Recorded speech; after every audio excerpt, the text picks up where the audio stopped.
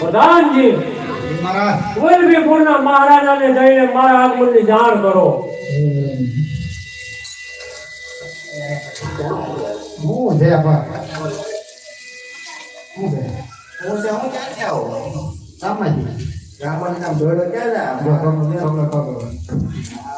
ગળી દો ખાલી ગળી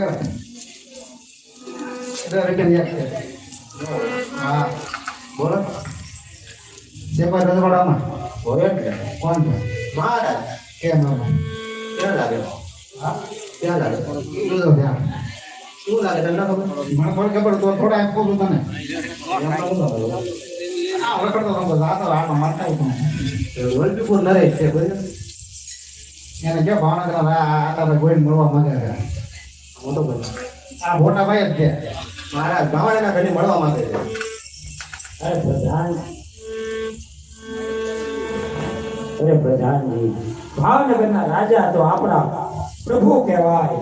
અરે હાજર શું ભાવેણાના ધણી. અરે વલ્લભીપુર નરેશ તમારા રાજની 2 વર્ષની ખરણી બાકી છે. મેં મારા માણસો મોકલ્યા હતા છતાં તમે કાંઈ જવાબ ન આપ્યો. તેથી થઈને મારે પોતે અહીં આવવું પડ્યો. અરે ભાવેણાના નાથ જ્યારથી મારા મિત્ર મામડિયા ચારણને મેં મેણું માર્યું છે ત્યારથી મારા વલ્લભીપુરની અંદર દુષ્કાળ પડે છે.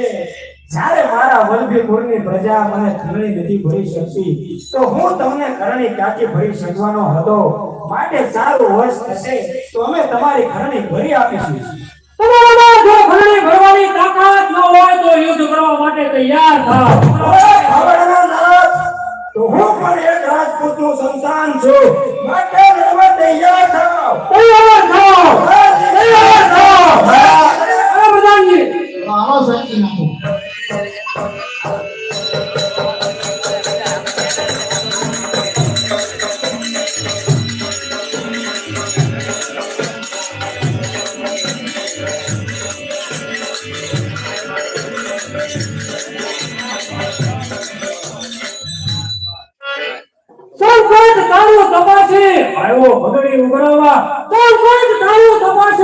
આવ્યો ખડણી ઉગરાવા. ખડણી મારી ભઈ આપ નહીતર તા યુદ્ધ કરવા તૈયાર.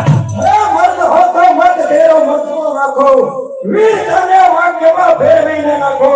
સ્વતંત્રતા ચાહતા હો તો ન ભળો મે બોલે મંદુર રાખો ભોળણી મારી બહુ મન છે. વીર વીર તું ભાન ગરી ગરી ધૂળમાં રંગા છે સમજાય દિલ બન્યા કરા ખૂનમાં. સિક્કા પડે હું નામના યુદ્ધના મેદાનમાં એક કોણે ચળમળે સે તુમ પ્રેમ ભારતમાં ભાન તૈયાર થા. જય ભવાની. ભૂમિ જવાના ભાઈ જોઈ તમે શા માટે વલ્લભીપુર નરેશ સાથે યુદ્ધ કરી રહ્યા છો? મારી 2 વર્ષની ખરણી બાકી છે. અરે આતા ભાઈ એ ખરણી હું ફરી આપીશ. તમે શિલભદ્રને છૂટા કરો. સારું જાઓ શિલભદ્ર તમે છૂટા થો. આહા શિલભદ્રની ખરણી ભરનાર આપ કોણ છો દેવી? હું મામડિયા સારંગની દીકરી આઈ ખોડિયાર છું. ખોડિયાર માત દેજે.